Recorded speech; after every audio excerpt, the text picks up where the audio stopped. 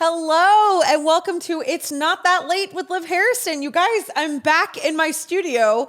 We're in 2022, finally, of recording here. We batch record the show. So if you weren't with us last, season, I don't know, do I say season? Do I say the first, 6 months of the show?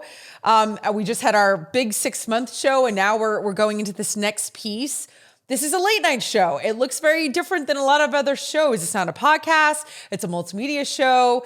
It's interviews. It's skits. It's funny stuff. It's games. It's a bunch of stuff. Sometimes we have a guest in person. And when we do, we try to have, an audience. But a lot of times we're having to do virtual, and that's okay. And so today we are going to have an incredible virtual guest. But here's the best part of today. I get to hang out with one of my favorite people in the world. I am not one of his favorite people in the world, but he pushes through discomfort for me and tries to have a meaningful relationship with me. Taylor Schroll is here producing the show in studio. Taylor, I have missed you profusely. How are you doing? You said you missed somebody. I was like, who else is coming? Who else is coming? It's you, Taylor.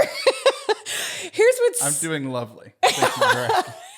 Here's what's sad. I took this on the road when I was in December, and I did 2 live events where I had a live audience, live guests. It was so much fun. It was so fantastic. But I got to tell you, Taylor, I really missed you. Like, you weren't there to produce it. You weren't there to make sure all the things were happening and going. And I'm sure you missed it too, because I'm sure I brought back all of it as a mess. And you were like, yeah, me not being around for the recording. It's like one of those things. Like, if the recording is messed up when I'm here, it's my fault. And then I have to fix it.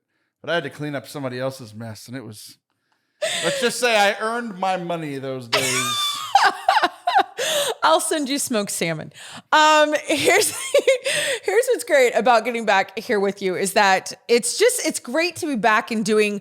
I was saying beforehand, it's like school. Like, you get nervous about the first day. It's funny how at the beginning of the year, of the school year, what is that, August, September, depending on where you go to school, you really have that very nervous thing. But then, like, when you have Christmas break, which we really took a break, we took a break from creating and content. It's like, I really started having imposter syndrome of well, you took a break. I still had to work for 2 months. You took a break. Well, I got hired. I got a new show. I have a morning show. And so I had to start doing that. But this show, I took a break. You're right. And you did keep producing this show. That's true. You were having to edit. But I meant this, Taylor. We took a break from this. I should have sent you cupcakes next time. But I was nervous about today, about getting back and just getting in the swing. Can I do this? Is this something that I don't know. Are you still happy? Don't answer that.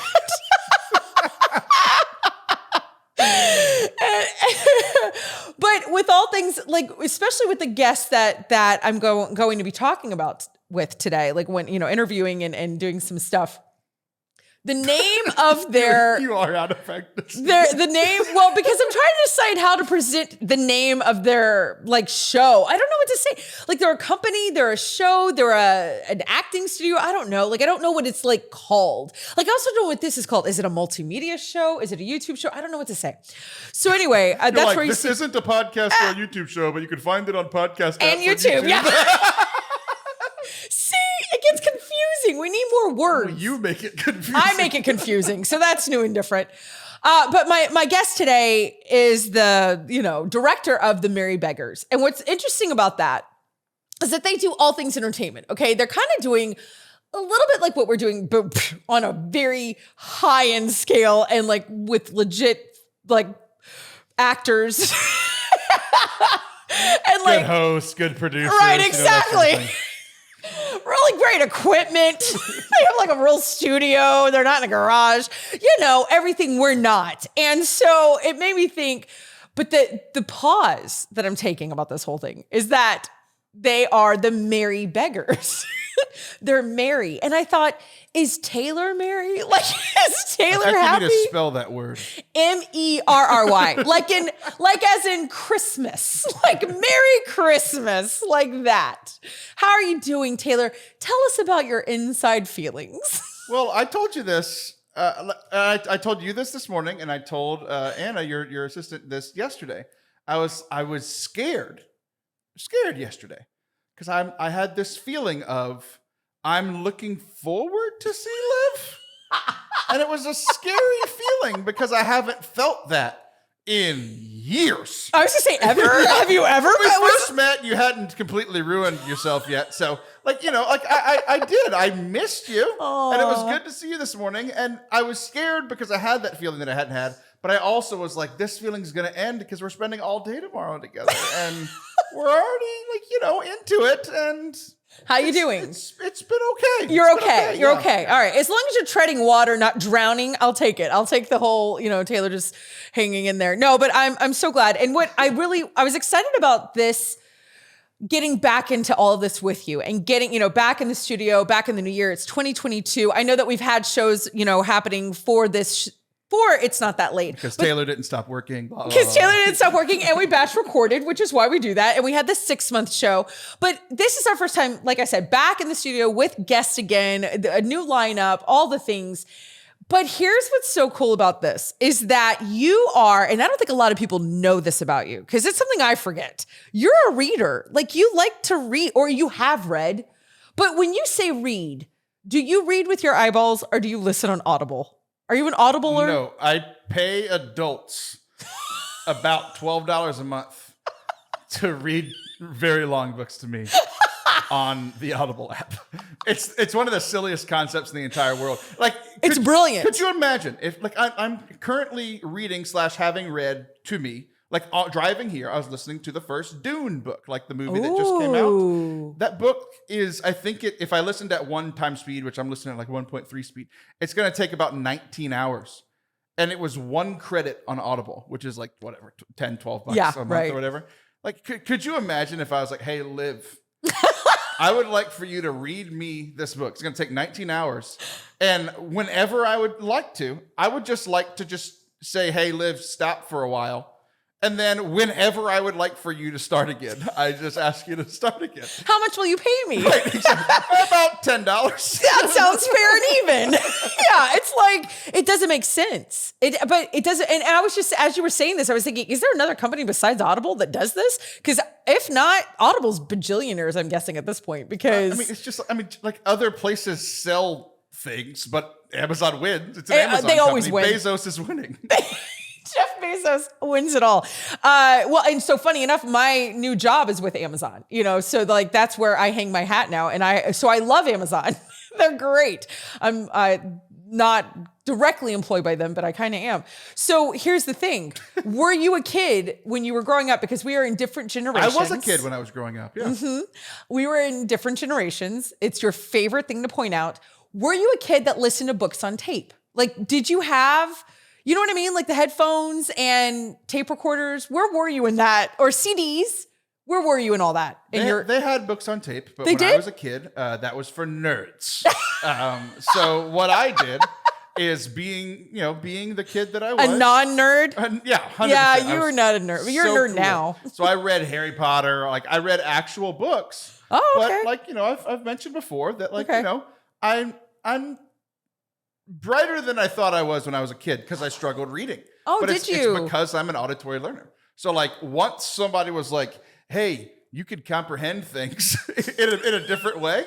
Because I will remember every word, almost every word of all of our conversations today. And people hate that about me because I throw stuff back at people's faces all the time. I'm one of those people. Hey, remember that time on January 14th at 10:30 a.m. when I said this and you said this? I remember all of that. But if you wrote me a note that said, hello, have a nice day, I'd be like, what did Liv say to me? I'm not sure. You're my favorite person human. I'm leaving you all of my money. Would you remember that? I'd remember that one. Well, now we know. Now at least we know your boundaries. Right, yeah, exactly. When money's involved, you're really smart. Yeah, it's sad to tell you, you're not in my will thus far. But so that's interesting because when I was little, and I wanted to ask you this, again, a generation question. In my kindergarten class, we actually had listening centers. In your what class? Kindergarten class. Okay. When I was in kindergarten. You said it better. Wait, no, you said it wrong again. Say it again. Wait, did I say it? What is it? Kindergarten. Like when I'm little, I was like, When you were little, I was in kindergarten. It's kindergarten, but I say kindergarten. No, but I've never heard anybody. What did I say? You say it with two N's in a row and no D. Kindergarten. Kindergarten. That's what you got. The first time you said, I was like, I thought I just heard kindergarten. Kindergarten. Probably. I don't know. Kindergarten. No, yeah, I see what you're saying. You've said it 8 different times now. I'm in your head. We don't know how I say kindergarten. Okay, but when I was in it, when I was little, we had like stations, okay? And so the teacher would like ring a bell or she would do something and we would know to move. It's brilliant. It's like, what do I do with 25-year-olds? I know. I'll tell them they go here and when I ring a bell, then they move themselves. Called Pavlovian. Exactly. It's like really smart. And we thought we were like, really cool because we got to do that. One of the stations was a listening station where we would put on headphones and it would be books on tape. Did you have stations in kindergarten? Yes. Was one listening? Back in my day when we were in kindergarten, we had all the books on. No, we didn't. I don't think we had a listening station. You didn't listen to the books on tape then? Like that wasn't a thing that you did in education? I like how I was like, I didn't listen to books on tape. And you're like, what about in this specific scenario? Well, I meant like not at your house. Like the public school system bought it for you. I didn't know how deep that rabbit hole went. Okay. All right. So that wasn't a thing. That was not got it. You read yourself. Would you, could you in a boat? Would you, could you at a station? Your teacher making you different is different than you reading a book. So I didn't know because let me tell you this, I had to read books for school and I didn't go home and read books. I mean, I was not a reader. So at school, we did listen to the books on tape and then I would listen to books on tape at home all the time. I had a Fisher Price cassette player. I don't know if you've ever seen one of those. And it was really cool because it had on either side, it was a 2 opener. Like it did this for anybody watching. It like opened like I'm watching and I'm confused. Like one of those toasters that open like here and it opens like this and you put the toast in there and then it shuts. Have you ever seen that? But that's what my recorder did. So I could put 2 different tapes in. So I would record my voice on one because it had a microphone. And then on this side, I would listen. So I was already into radio, like when I was very, very little, recording, listening, and Liv that kind of made thing. the first podcast and it had 1 listener, which is really similar to some of her podcasts now. That's why I have so many. So I can say I have multiple podcasts with 3 listeners now. Multiple listeners. Thanks for spoiling it, Taylor. I didn't say that word at all. Nope. Kindergarten. We're gonna get hate mail for you. Listen, here's the thing. My whole point to this. Oh, there's a point. Always. You just never let me get there. I don't listen to Audible. I am not into it. Like everybody else is listening to books and all this kind of stuff. And finally, the world is doing what I did as a kid and I'm not interested. I don't want to listen. I did just start listening to the Bible in a year with Father Michael Schmitz, but I don't think that counts. But I haven't missed a day yet. So now that I said that out loud, I will miss a day and all things will be horrible. Taylor, I don't want you to go anywhere because we have some more stuff going on and you've obligated to you've sit got right to. here. I can't do this without you is what I want everyone to hear. My life happens because of Taylor Schroll. You guys don't go anywhere. You're listening and watching It's Not That Late with Liv Harrison.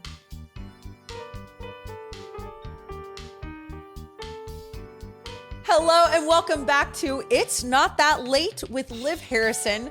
I have an incredible guest coming all the way from Chicago. I'm here in Houston, as you guys know, in my studio. And so I'm really sad that we're not in person because I think we would get along splendidly. So we're going to have to make sure that that happens. This is the one and only Peter Atkinson, who runs the Merry Beggars, which I know I'm not saying the right way because there's an accent that I hear every time I hear the Merry Beggars when I'm listening to their programming. It's the Merry Beggars.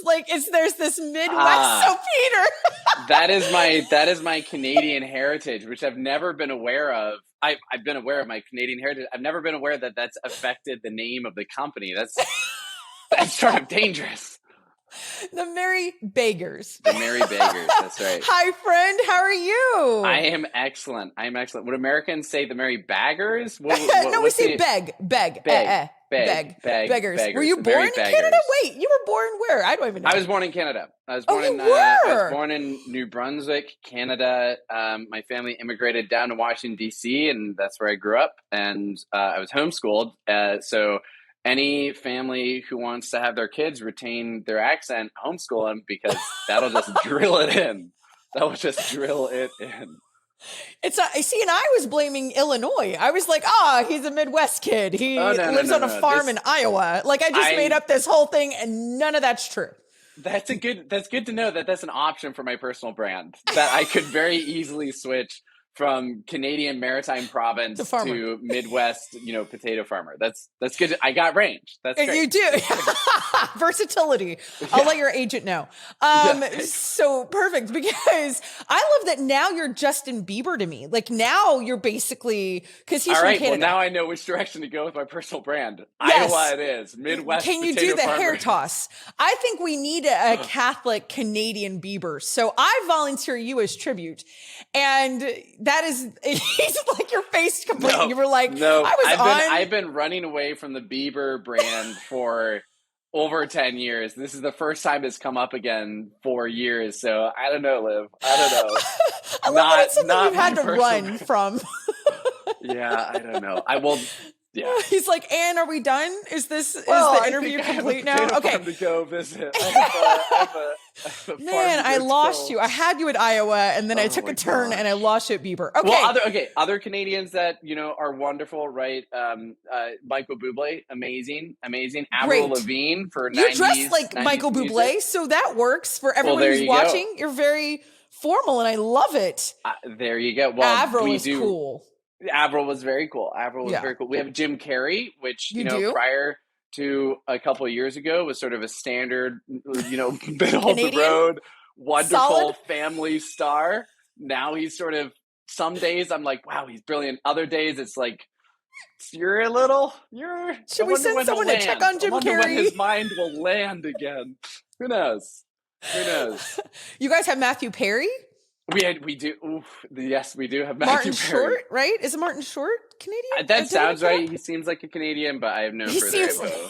He seems like a Canadian. I have no further info. Are you impressed with my who is Canadian? And then you got Celine, right? Yes, we do have Celine Dion. Look at that. I'm basically Canadian. Okay.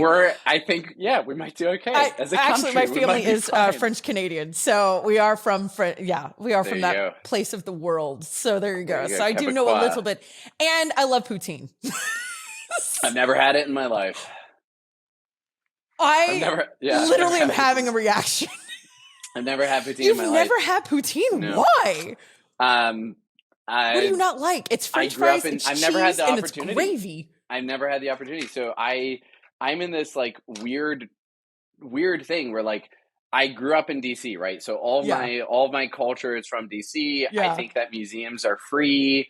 I think American flags everyone everywhere. Cares about politics, right? Yeah. So it's just like, that's sort of the thing. 4th of July means something to you. But all of my relatives, all of my, whatever is in Canada. So it's like this sort of in between, never have poutine. As a result, never have poutine. This is really funny. So I live in Houston. That's Texas, in case you don't know, since that's not by DC or Canada. Still getting to know the country after 20-some years. Peter, let me mansplain to you my state. I would love, honestly, I know almost nothing about Texas besides its large cowboy hats, border, arrogant. We act like we're the only, and what was the last one? Tex-Mex, right? Tex-Mex, that's a great export you guys have. Thank you. Yes, oil is the other thing I know about Texas. That's how we all have our money. And we all have horses. Yes, course. True. All this is true. And I learned that it snowed in Texas. We almost died. Actually, a lot of people died. I can't make that joke. I think they ended up with something like around over 150 people died last year. And before that, I had no idea that it snowed in Texas.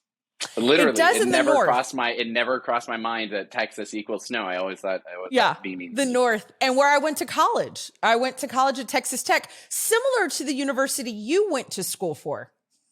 Ave Maria? At all. Yeah, very similar. Ave Maria is known for its technical prowess. That's what I was saying. I was in West Texas, in the Panhandle of Texas, West Texas, where everybody has an accent and they spit tobacco. Yeah. And you went to Columbia. I did go to Columbia. That was for grad school. Yes. Samesies. Yeah. Very, very similar. Very similar. They're easy to confuse. Yes. Very similar. Very, very, very Yeah, so similar. Texas, one day we'll have to sit and talk about that. But here's what's so crazy. Houston actually is known for its food. We're known for like medical. We're known for food. We're actually a very big foodie town. And I was at a restaurant on a date with my husband, and on the menu, which I have never seen ever in Houston, in Texas, was poutine. So we're talking last week, and it was French fries fried in duck fat, then with cheese curds from Wisconsin, and then gravy from, I don't know, baby angels. That was sounds so extremely delicious. Healthy. It's not healthy. Really, really, really healthy. No, that's why we look this way in Texas. Anyway, we have spent way too much time, Peter, just chit-chatting about things. Everybody's like, but who is this guy? And what is the Merry Beggars? And why is he wearing a vest? Why? What is he doing? Does he live in some horrible workplace where there's mandatory vests? It is. He's in a cubicle, and he's a Progressive insurance salesman. Yep. No, I want to know, like, explain to me, the Merry Beggars. You started coming up on Instagram, which I don't even know if you're following me on Instagram, but you should. You started popping up, and I don't know either. Because I never go on. I have a love-hate relationship with with everyone. All social media, because I'm an actor, right? So I just get sucked into these things. So I've had to set it up where I'm just like, all of it is automatically blocked, and I'm like, oh, I only need 5 minutes a day. Right. So I'll just post something on Twitter, and then usually the time limit every single day, the time limit runs out, and it's like, I never posted anything. And that's why I have a time limit.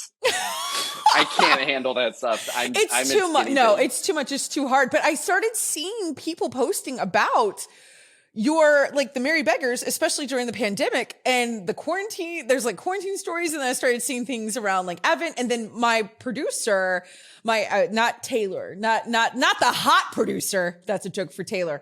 Anna, the sweet one, the good one. She's a lot prettier than Taylor. She was like, I really want you to connect with Peter. I really want you to connect with the Merry Beggars. I go and I look at your icon and I'm like, so is he an actor for like Renfest? Like, does he do Renaissance festivals? Is he into chainmail? So we got farmers. What's going on? Farmers, Canadian, and Renfest. Man. You're a Renaissance man. I don't know. Great options. So who is Peter? Peter is me. Human beings are ineffable unto themselves. What do you want me to say? I'm a potato farmer from Canada who frequents Renaissance fairs, apparently. A court jester. No, but it looks really cool. Like, I think what from what I gathered and from me listening to the Merry Beggars, for everyone who's never heard of you guys, who's never heard of you and what you're doing, you're an actor. Both of the people who don't know about the Merry Beggars. Your mother and just right. And my mom. There you go. That's all we need. 1,000 true fans, right? Well, we got 2. Right, we're going to make it. We're going to make it. So you're an actor. The pandemic happened, in case anybody missed that little footnote. And thank goodness that's over. Wow. That was tough. Pandemic is now over. It's so long. Pandemics are long, Peter. But you took your acting and you took your faith and you put it into a place where there's people at home right now. There's people listening, podcasting. I don't know if anybody else has heard, has kind of blown up. That's a big deal. I feel like I just see you as like one of the like fates in like a Shakespearean play with a pot, boil, toil and trouble, whatever they say. I don't know. I don't really know Shakespeare that well. And you just put it all together and you mix it in a pot and you were like, DD, Merry Beggars. That's how it happened. How'd I do? That's how I was in Scotland on the heath. And saw this king come up to me and I said, piss off. I got some work to do. And I stirred around a pot and out came the Merry Beggars. It was great. And this is how we got Monty Python, everybody. That's actually how I come up with all my business plans.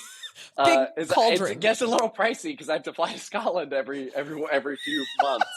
Just go to Harry Potter World in Orlando. You'll be better that way. I'll try that. Cauldrons. Might not have the same quality success. No, to get serious for a moment, to bring this down to earth. This is the moment. This is our Oprah moment. Yeah. So just imagining giving you a free car right now. I can't do that. Sorry. No, how this happened was so rewind at Ave Maria University. I was going to go work for a nonprofit in Delaware. And then someone offered me a job to teach high school theater. And I was thinking, no, I got this swanky job. It's going to be great. End up teaching one class in theater, fall in love with it, totally feel God just be like, hey, so this is who you're meant to be. Not doing the thing in Delaware.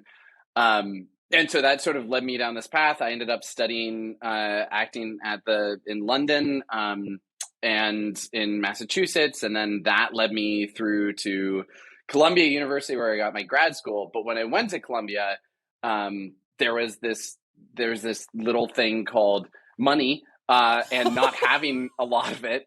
That sort of got in the way. I feel like your viewers might relate. Actors usually make it big. Yeah. And usually how acting school works is these schools teach a bunch of students, and then like one student becomes famous, right? So Benedict Cumberbatch.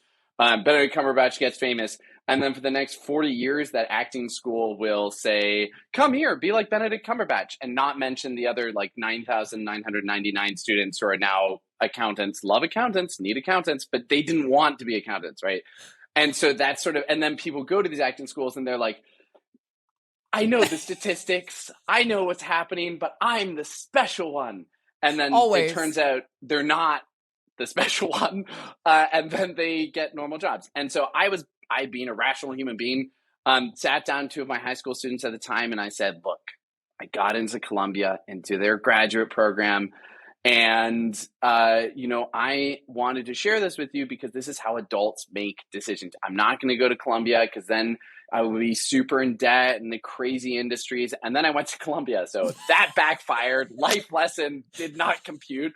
But those two high school students have good lives now. So apparently it didn't do too much harm. Good for them. But the way that I actually made Columbia work was I founded the Merry Beggars, what would become the Merry Beggars, because I knew that there are a couple things going on. Talk to any Catholic Christian actor trying to make it in the field and sort of deepen their faith, stay true to Jesus, to the Catholic Church, so on and so forth. And you'll find out that it's actually hard to get jobs. And it's normally incredibly hard, excruciatingly hard to get jobs no matter what. Like, I can post a casting call and get 500 people to audition without too much effort because that's how desperate people are for work. And this is even pre-pandemic. And so I realized, and I had realized through my training that there wasn't really space for someone who is this sort of wild, expressive, creative artist, actor, whatever. That's me. And someone. I was like, I don't remember auditioning for you. Yeah, I know.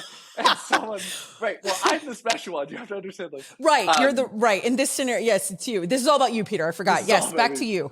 And so, and there wasn't space for sort of the artistic creativity and someone who, deeply believed in the Catholic faith.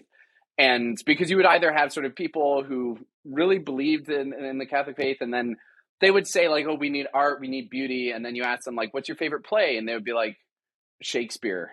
I love Shakespeare. Like that. They weren't sort of in the mud, in the muck of it. And likewise, every artistic training scenario, every acting school, pretty much every acting school will just sort of sell you on moral relativism as if it's a religion for as long as the time you're there. And, by the grace of God, I survived that fairly intact. And when I was going to Columbia, that was sort of the realization that, one, I needed this space. It didn't exist, so I have to create it. Hello, entrepreneur. And also that there are other people in this space, right? There are other people who are actors, writers, producers, directors who do deeply, love the Catholic faith, love Jesus, want to pursue that for their entire lives. That's non-negotiable for them, and have this, artistic drive and vocation. And so that's sort of where the Merry Beggars came out. We were not at all an audio company or a radio play company or anything whatsoever at the beginning.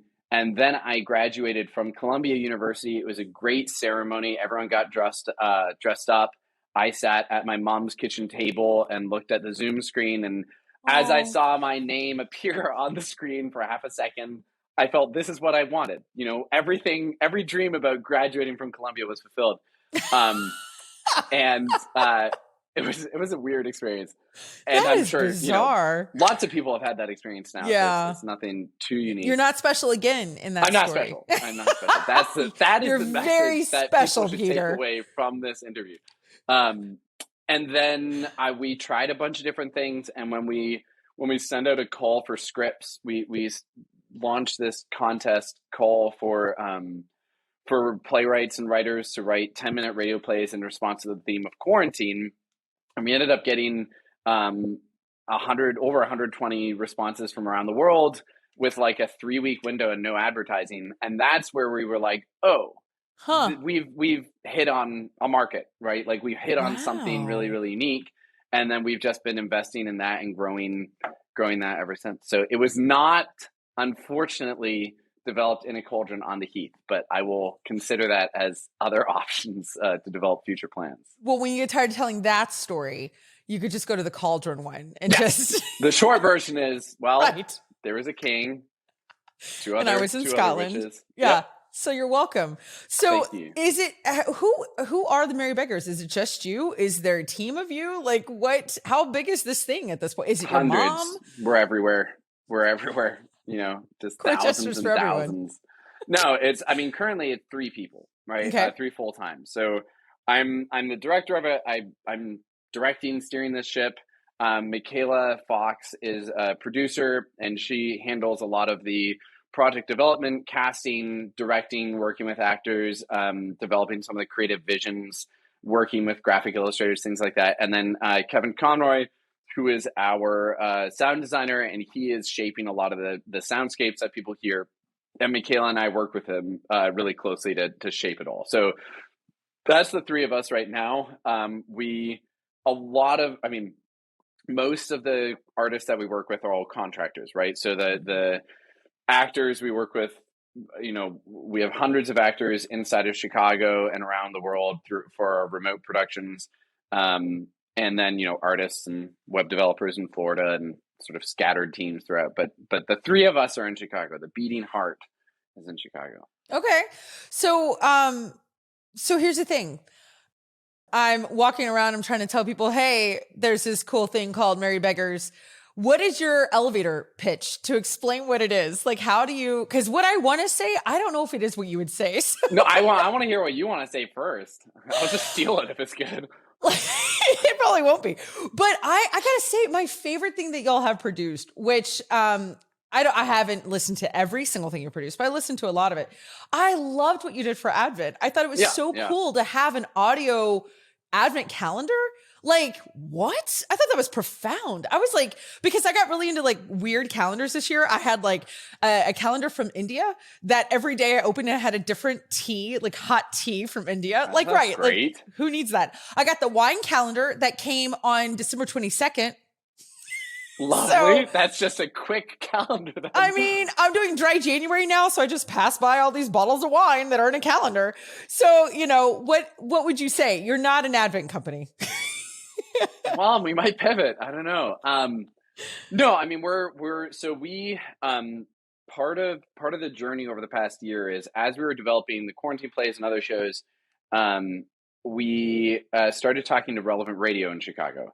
And Relevant Radio is, it's a Catholic radio network throughout the United States. They have a potential listening audience, I think right now, of 250 million. So they have this massive reach. And I started talking to them and to Father Rocky, who's the CEO and chairman of Relevant Radio. And we started talking and getting to know each other. And then I pitched them on developing some programming. And they said, sure. And so then the Merry Beggars became part of Relevant Radio, which has allowed us to do things like the Advent calendar. Because the Advent calendar, it involved, hundreds and hundreds of script pages. We auditioned hundreds of actors, found sort of the most professional, the best possible, such actors a good to production. voice a Christmas Carol. Yeah, and it's still up. I want people to know that. Like, I love that you've kept up all the things. And I love that. So people can go find it. And it's like, it's okay. They can still go listen to all the things and what you guys are doing. And I know, here's what I want to ask. When I got to take a little break, and you and I are actually going to do some acting. Love it. Together. Love it. And I want to hear what's coming up for the Merry Beggars. I want an exclusive. I want never before. All right. I got to come up with some You exclusives. be That's J-Law and I'll be Jimmy Fallon, and you're going to like announce something huge. I love Make it. it up. So, okay, when we get back, all right. So you guys But I don't never go answered anywhere. your elevator pitch. The Merry Yeah. Beggars we are the entertainment division of Relevant Radio. So we produce entertainment, audio entertainment, and live entertainment for our audience. That's it. That's the elevator pitch. I had to get that in. Perfect. I love it. Thank you. Thank you for bringing us out there. You guys, you are listening and watching It's Not That Late with Liv Harrison.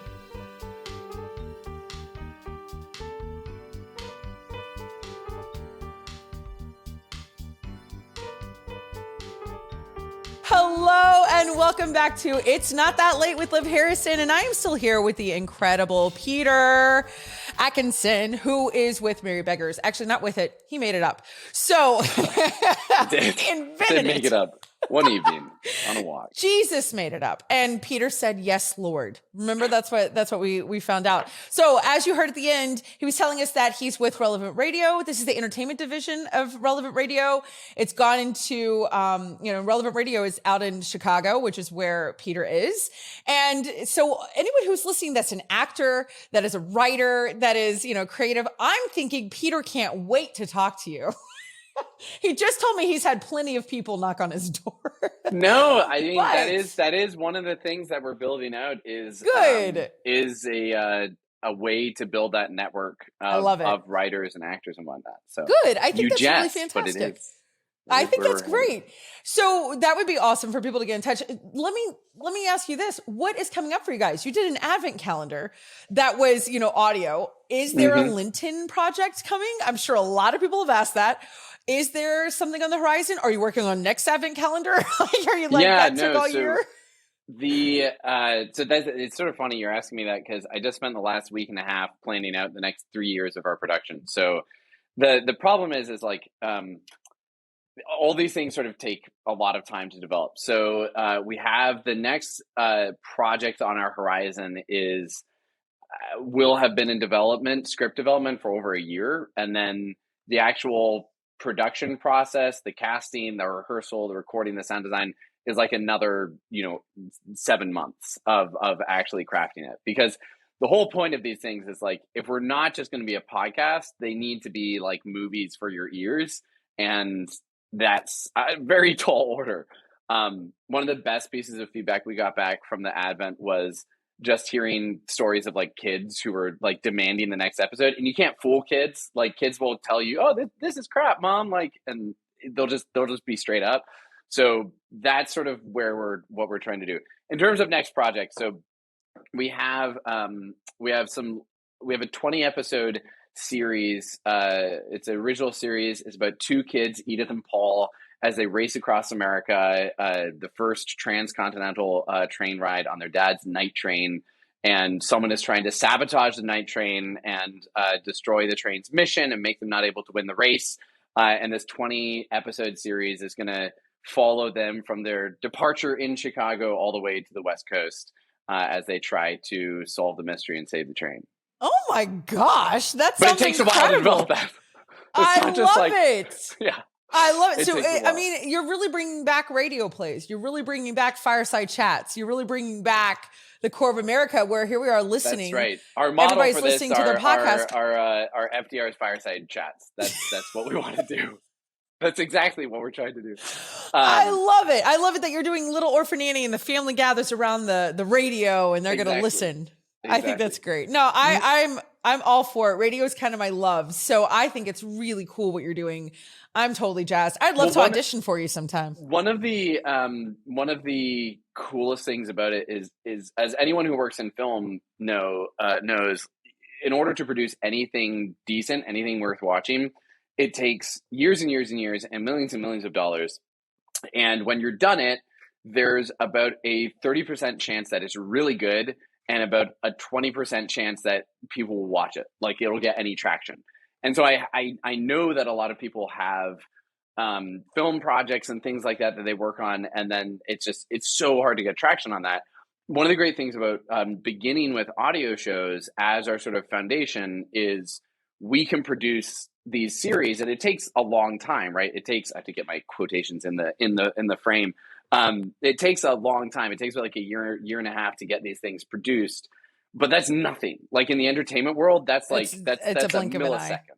Yeah. And so what we're ramping up is in about a year and a half, we'll have a continual stream of shows and a continual stream of live programming and long series productions for both adults and young kids, and start to connect the right artist to the right audience. I love it. Sort of it. I think that's but great. No Lenten production this year, because it's sort of, Christmas is great. People are festive, right? But like for Lent, it was a little bit, we might at some point, but probably not this year. No. It's a little to figure out like what brand of entertainment do you want to listen to in Lent? Oh, look, there's the saint getting grilled alive. Woohoo, that's great. Let's all it's sort of hard to figure out desert. our brands and Lent. Yeah, we'll noodle on it for a little bit. No, I love that. Well, here's the thing. I went to audition for you, and I gave you a script. It's the famous Who's on First, Abbott and Costello. But this is not how you audition, because I'm going to have you do it with me. Let's just do one page of it. Let's do page 2 of Abbott and Costello's famous Who's on First. What do you think about we do that? How do you? I love it. I think you're we an can do the whole thing. We got to do the whole thing. Well, I'm running out of time, so I think I'm going to have to just do it quickly. We'll go fast. Well, we could. You want to do the whole thing fast? That's the whole. Okay, fine. All right, let's fine. Okay, ready? I'm Abbott, right? You're Costello? Okay, great. That's what you told me. Here we go. Strange as it may seem, they give ball players nowadays very particular names. Funny names. Nicknames. Now on the St. Louis team, we got Who's on First, What's on Second, I don't know on Third. Well, that's what I want to find out. I want you to tell me the names of the fellas on the St. Louis team. I'm telling you, Who's on First, Who's on Second, What's on Second, I don't know who's on You Third. don't know the fellas' names? Yes. Well, then who's playing first? Yes. I mean the fella's name on first base. Who? The fellow playing first base. Who? The guy on first base. Who's on first? Well, what are you asking me for?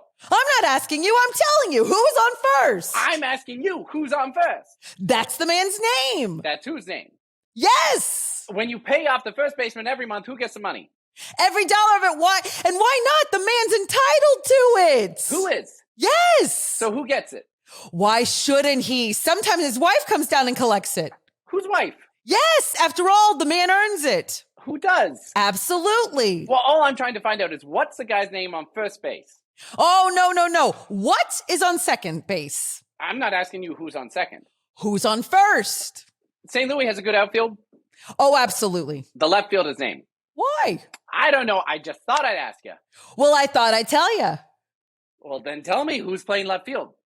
Who's playing first? Let's stay out of the infield. The left fielder's name. Why? Because. Oh, he's center field. Wait a minute. You got a pitcher on this team? Wouldn't this be a fine team without a pitcher? Tell me the pitcher's name. First learn your lines, but tell me the pitcher's name. Tomorrow. Now, when the guy at bat bunts the ball, me being a good catcher, I want to throw the guy out at first. So I pick up the ball and throw it to who? Now that's the first right thing you've said, and I messed up that I don't even know line. what I'm talking about. Don't get excited. Take it easy. When it is, whoever it is grabs the ball so the guy runs to second. Who picks up the ball and throws it to what? What throws it to? I don't know. Throws it back to tomorrow. A triple play. Yeah, it could be. Oh, another guy gets up and it's a long ball to center. Because. Why? I don't know, and I don't care. What was that? I said I don't care. Oh, that's our shortstop. That was great. Thank you for coming in, love. Yeah. Liv, we'll our call people you. Will call you. Never. We'll be in touch with you. Our people will call your people. This is great. Yeah. So close to my dreams. Peter, this has been fantastic. You were so Did we do it lovely. in time? Did we make time? Yeah, we did good. We made the time. There we go. We made the time. There we go. I'm looking at Taylor. He's smiling. If Taylor's smiling, we're happy. This is good. This is good. Happy Taylor, Peter, happy where can life. people That's find the saying, right? all the things? Where are all the places? You can go to Merry Beggars? merrybeggars.com, TheMerryBeggars.com. Why am I spelling it out, you ask? Well, because sometimes people think that we're Marian, and then you get the Merry Beggars, or sometimes they think we're a bake shop. I don't really know how they get that one, but we've had that happen too. So next time you found a company, kids, make sure that it's easy to spell it. Take notes. Phonetics. Peter, you have been a joy. Next time in Chicago, we're hanging out. Come to Houston. That'd be You great. guys I go would check love out the Merry Beggars. Relevant Radio, thank you for doing this. You don't go anywhere. We will be right back. You are listening and watching It's Not That Late with Liv Harrison. Liv Harrison.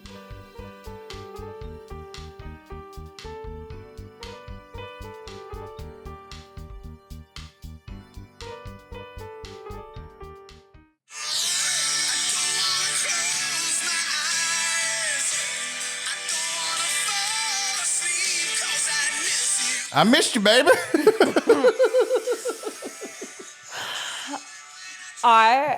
I know that like we broke up and everything, but I totally missed you during the last few weeks because you there wasn't anybody for me to talk to about all the horrible things that are going on the planet because so much has happened. Do you know everything that's happened? Because we are doing it's way too late. I tell you what, I usually pay attention to stuff that's happening on the planet. I don't know anything going on inside the planet. It's above my head, but below my feet, if you know what I'm saying.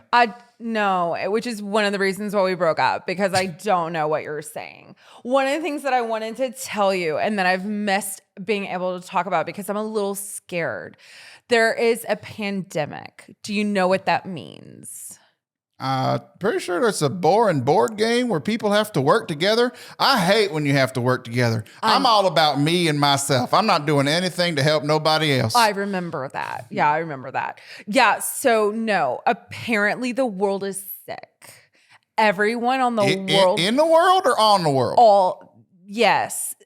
All sick. Everyone's sick. So this is what I wanted to tell everybody because this is the segment. It's way too late. We are the important news people, but we're a little tired because we were out clubbing. And so some of this I heard. I thought we weren't talking about that. Well, it's fine. It's way too late. Here's what you need. Listen. You just became Wendy.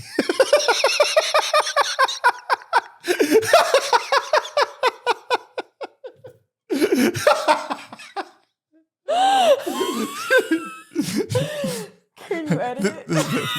This is why we broke up. You remind me too much of your mother.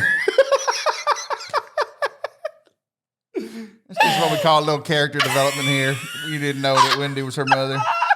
Oh, God. That's the real reason we broke up. Oh, my gosh. Okay, I'll pick it back up from where I didn't go into another character. Oh, I know your editor. He ain't taking none of this out. You only got 2 minutes. You better hurry up and salvage the segment because I'm loving what we got so far. And the pandemic. There's some really important things that I just learned about. And one of them is that everyone's running out of toilet paper. So what we want to tell everyone listening and watching, buy as much toilet paper as you can right now. You heard it here first. It's a big deal. So we want everybody to go to the stores and buy all of it and ship it. You're kind of running out. I just used your toilet just a little while ago, and No. there's only a couple rows left, so you better hurry up. Yeah, it's a big deal, you guys, because when the world is sick, everyone has to. Oh yeah, when I'm sick, I got to Is use that a what lot you of do? toilet paper. Right. So that's why. Because why else would the world need so much toilet paper? The other thing is You do have a lot of trees out there. Yeah, well, but I don't want to do that during sickness. So here's the other thing that's happening that you might not know.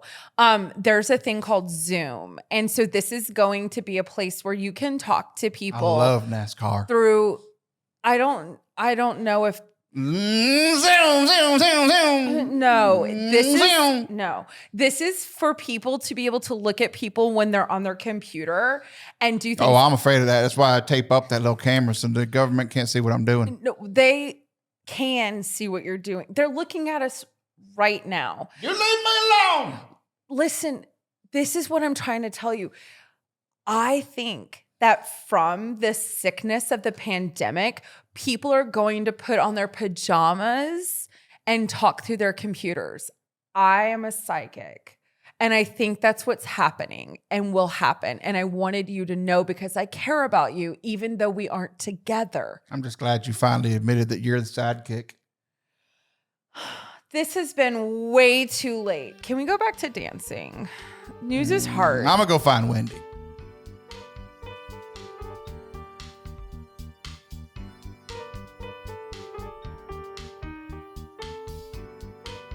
Welcome back to It's Not That Late with Liv Harrison. You guys, thank you so much for joining me all last year in 2021. I know I've said this 1,000 times, and I know with the 6-month special, I, got all emotional and got goopy, which is, why I did that then. But I'm really excited to be back in the studio, to be producing this show specifically, to get all the nerves out, to be working with Taylor again, who I absolutely adore. And now I actually see that he has a real purpose in my life. He's not just eye candy. Yeah, he never was. But it's just great to be back here and to be introducing all of us to new people. Peter Atkinson from Today with the Merry Beggars, I was not familiar with him before. I wasn't familiar with the Merry Beggars. I know what Relevant Radio is. I know, a couple of different things, but I'm really excited about that. And I want you to hear that with this new season of It's Not That Late. That's what I'm trying to do is bring people that maybe you've never heard of. Maybe you didn't know that this existed, but there's something that me and my family can listen to as a family. It's safe for my kids. It's something my wife and I want to listen to. I'm in college. Maybe I want to just I don't want to listen to a book, but I want to listen to something. There's other options out there. And so that's what's so exciting about what Peter's doing and other artists and other creatives and other things in the world that are Catholic and not Catholic. And to hear that you can also, the other part today's show, you can go to Columbia, you can get an acting degree, you can do other stuff and still be a part of the entertainment industry and stay true to who you are and who you want to be with Christ and in the Catholic Church. And I think that's also a really great message to get out and that I hope we get more out of in this year. So with this year going into new programming, new guests that you don't know, that maybe I don't know, things that I'm going to make Taylor do. As you see, I love putting him in a wig. I absolutely love when Taylor comes in. And I've got to say this, I am very grateful for every time. Well, okay, that's a little strong. Close to every time I say, Taylor, I've got a great idea. Can we do this? And he normally says, sure. And it turns out to be really fantastic. So I'm very grateful for that. 100% of the time, I regret 60% of my decisions. He every day reviews his life choices, except for his wife. She's the best part of his life. So, Anna, also thank you for everything, getting me back in the studio and lining up great guests again. And to Veritas, I'm excited about to see where 2022 takes us. Now that I'm back in the studio, and I'll be back up there soon doing some stuff, and we've got a lot of that to announce to everybody. We've got some really big plans, and I want you all a part of it. So, you guys, thank you so much. I can't wait to see you again. Don't forget to be extraordinary in 2022. Don't stop being everything that you were put on this planet to be and to do for God. That is your mission, as it is also ours. You guys, thank you for tuning in and listening to It's Not That Late with Liv Harrison. See you next time.